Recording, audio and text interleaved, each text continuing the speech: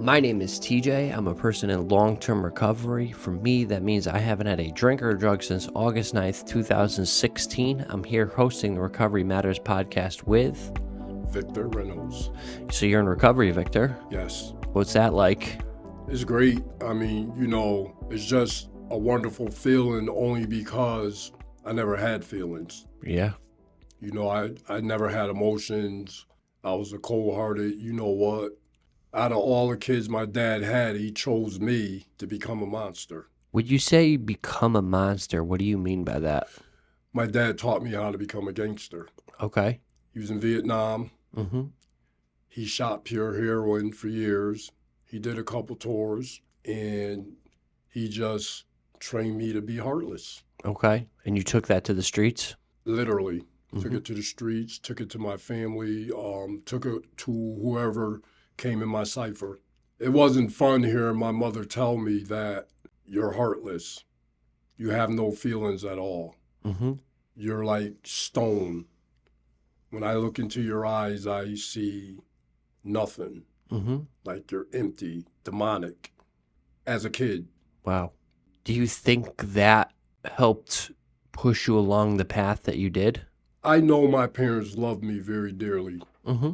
but because of my lifestyle, they saw me differently. I remember my dad and my mother playing tug of war with me because when she told him to leave, she wanted me to stay with her. So they played tug of war, and then he just let me go Mm-hmm. and walk down the stairs. And that was the last time I seen him for a number of years. Wow. At what age were you out on the street? 9, 10. And that's when I really start not caring. Mm-hmm. That was at the height of me being bullied. That was at the height of me losing myself. Mm-hmm. I didn't give a fuck about nothing. I didn't give a fuck about nobody. When did you get going on substances? Back then in the 80s, late 70s, early 80s, Dust came out, Pure Wet. Okay. And we got heavy into that, me and my boys. That's when everything took off. And you were like full blown at that point? Full blown. Smoking every day? Smoking 5 times a day. Yep. Not coming home. Got into the stick-up game, got into the robbery game. Okay. We was heavy into it. Mm-hmm. When'd you first get in trouble? Might have been 8 years old. I stole a car. I was a product of my dad's environment. Mm-hmm. You know what I'm saying? Because I watched him, and he taught me meticulously how to be a gangster. Yep. When was the first time you looked at your life and was like, this might have been a problem for me? That's a good question because I don't know. Okay. I don't know because I never thought I had a problem. Okay. I was so locked in to the gangster life, I just never thought I had a problem until it was too late because I didn't want to believe that I had a problem. Okay. When'd you get locked up for the first time? I got locked up the first time for third-degree robbery. Okay. I did 6 months suspended after 18 months probation. Yep. For this kid owed me money, and I went and got it, and he snitched on me, and I got time. Mm-hmm. So you're sitting there first time, finally sober probably, right? Well, not really, because, back then you could walk into freaking Whaley Avenue with a pocket full of drugs. They didn't give a fuck. Okay. You know what I'm saying? That's where I went, Whaley Avenue, A block, and we was getting high in there every day. It didn't matter. Yep. You know what I mean? The COs didn't care. You know what I mean? They just didn't care back then. Mm-hmm. As long as we wasn't bothering nobody and bothering them, we did what we wanted to do. Yep. It was fun. Mm-hmm. Jail was fun back then. Starting the big riots up in Carl Robinson, went through that, getting high every day. I tried sniffing heroin one time with one of my boys. It just made me sick, like literally sick for like 3-4 days. Yep. And I never did it again. Dust and drinking was my thing. It made me feel like Superman. Yep. Like untouchable. Mm-hmm. And that feeling was embedded into me. Yep. That made me even worse than I thought I was. Mm-hmm. People was telling me, you're not the same person that we knew as a child. but I don't remember my childhood. Yep. I just remember from the time my dad started shape making and molding me to be a gangster. Mm-hmm. And when you're a gangster, you can't have no heart. Mm-hmm. You just attack, attack, attack. And whoever got hurt, got hurt. Mm-hmm. You know what I mean? But I didn't realize I was only hurting myself. It was a difficult time, a dark time in my life, and I'm still getting over it to this day. Yeah, you're still processing the things that happened in your life. It's not easy. Mm-hmm. And sometimes I miss it. It was an exciting time in my life, a dangerous time in my life, but I didn't realize that danger I was bringing to my siblings, not my children, but my siblings, Mm-hmm. because I always shelled my kids from my lifestyle until one day I couldn't. Mm-hmm. And it just happened to be on Father's Day. It was just me and my two sons, Victor Jr. and Trevor. And Trevor was sitting in the front seat, and we was listening to Mobb Deep. And we were at the light on our way to the bumper boats. And my son looked over at me, and he was so happy. And he said, you know, Dad, I want to be just like you when I grow up. And I looked him in the eye, and I said, why? He said, Mom says you're a gangster. And in my head, my mind is on fire towards his mother because she had no right to tell that to him, to this kid.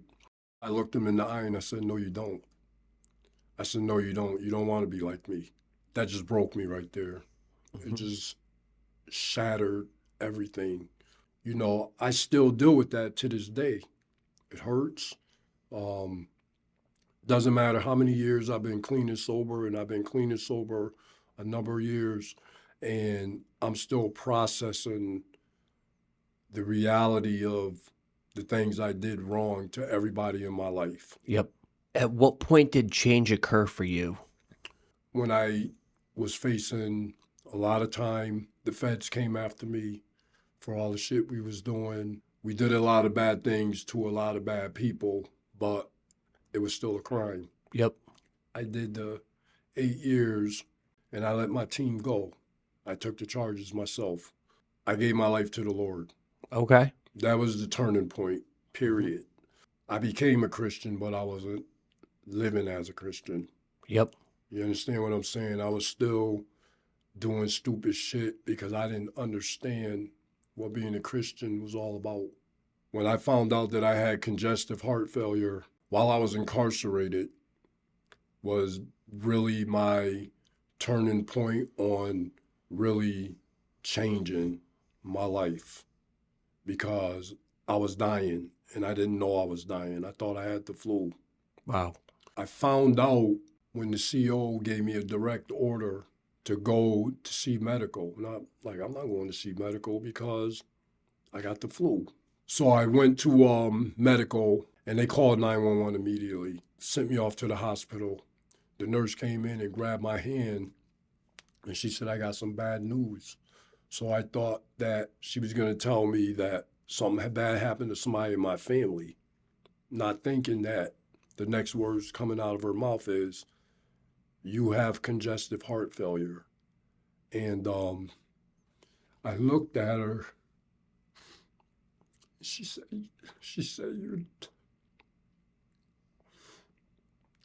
you're dying. I didn't know what to say. I said, fix it. Mm-hmm. And she said, Victor, we can't. She said, I'm sorry. She said, we can't. You know, and it's funny because a few days before that, I was reading one of my devotions, and the last part of the devotion said, you're about to go through something so traumatic in your life that you've never been through before. But no matter what, trust me. And that was God talking to me. Mm-hmm. So I really had to get serious, because they told me that stress and worry would kill me immediately. Wow. Mind you, I'm an inmate still in the Department of Corrections. And it was pure hell. It was during the height of COVID. Pure hell. The first time I died was for 2 minutes. The second time I died was for 7 minutes. And the third time I died was for 14 minutes. And I came back all 3 times. No brain damage. And they were calling me the miracle patient. The doctors in Yukon used to make fun of me and call me the happiest dying person they ever met. And I used to tell them to get the fuck out of my room because I wasn't dying. You're speaking death over me, and I really had to stand on my faith. It was serious. Yeah. I never caught COVID, but I'm still an inmate in the Department of Corrections. Mm-hmm. I fight through it every day. Yep. Every single day. It's not easy. Why me? Mm-hmm. I know I did a lot of bad things to a lot of people, but why my heart? Why would you warn me and then take it away from me? Mm-hmm. I got kids. I got grandkids. I know I'm a bad person, but I can change. I can change. I can change. And that's when I really start taking recovery serious.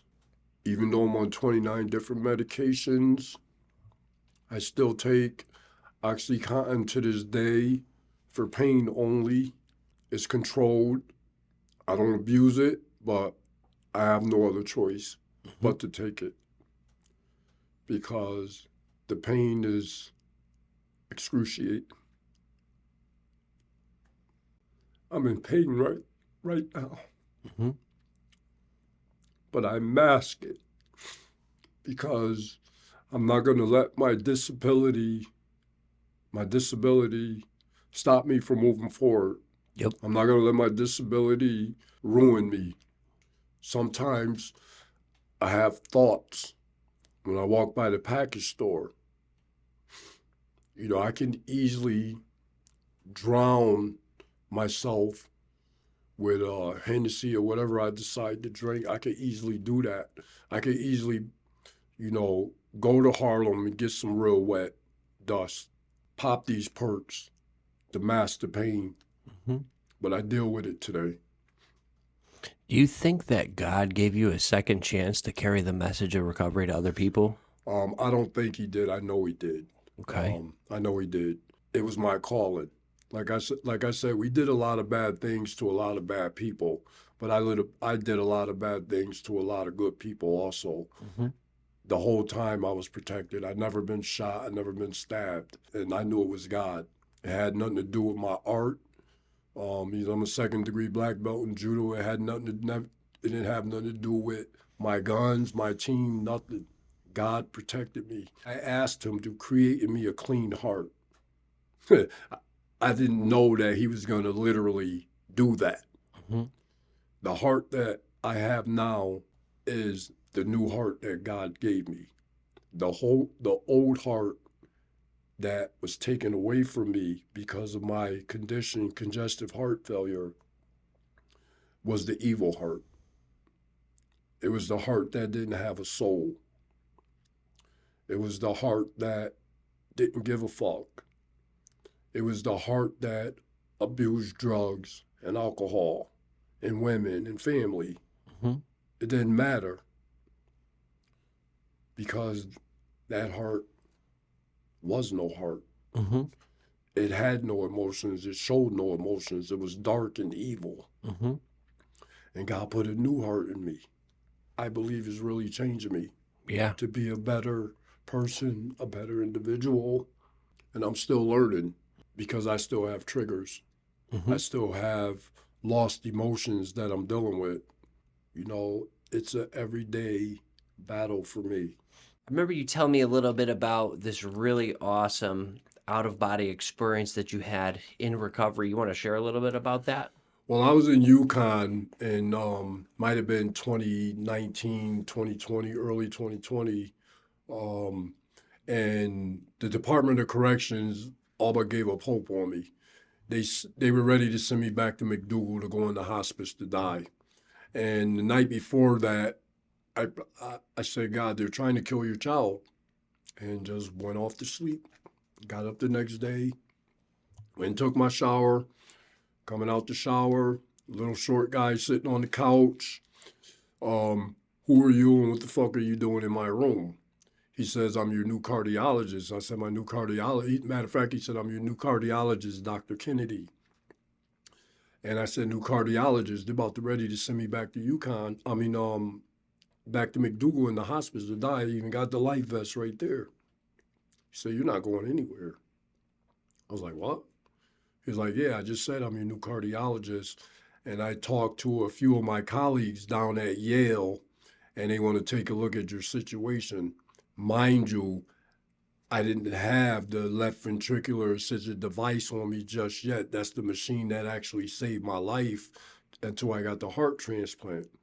So he said to me, what do you think about getting transferred to Yale? I was like, hell yeah. At least I'm not going back to jail. He says, matter of fact, you're on the transfer list and you could be leaving any day. We're just waiting on a bed for you in the intensive ICU unit because you are very sick. And I said, all right. And he says, sign these papers right here. 15 minutes later, you know how the team of doctors come in and tell you how they're going to, treat your case for that day. So they came in and they're all circling around my bed and I'm looking at them. And they say, Mr. Reynolds, we have a bit of news for you. And I just blurted out, yeah, I know. Dr. Kennedy just left, and he told me I was being transferred down to Yale because they want to take a look at my case. And they said, Dr. who? I was like, Dr. Kennedy. I just signed the paperwork. He even gave me his pen. I got it right here in my hand. Look, it says Yukon, Dr. Kennedy. It was like, wait a minute. How'd you know you were going to Yale? And we just found out like 5 minutes ago. I was like, Dr. Kennedy told me. It was like, Dr. who? And then I started getting mad because now I'm thinking that they're just joking around and having fun with me. So I was like, y'all serious? They said, we don't know who Dr. Kennedy is.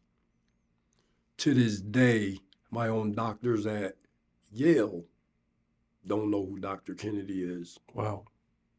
And I shook hands with an actual angel Mm-hmm. because to this day, they don't know who Dr. Kennedy is. So that's how I know that God is real and that God is walking with me. Look, I got goosebumps. I get it every time I tell a story, and I've told the story hundreds of times. And people look at me like, you're nuts, but I'm not.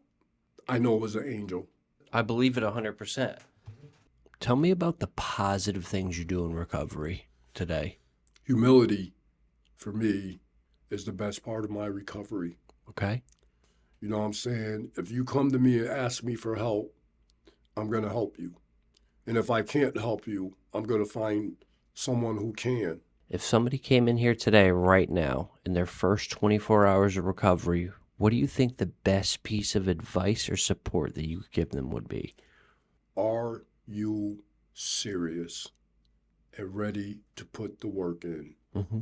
For the person that's struggling out there, for the person that has no hope, for the person that's sick and suffering, we're here to help you. No bullshit. When you reach your hand out, we're there to grab it and help you along the way. It's amazing. Thank you. You're welcome. Absolutely.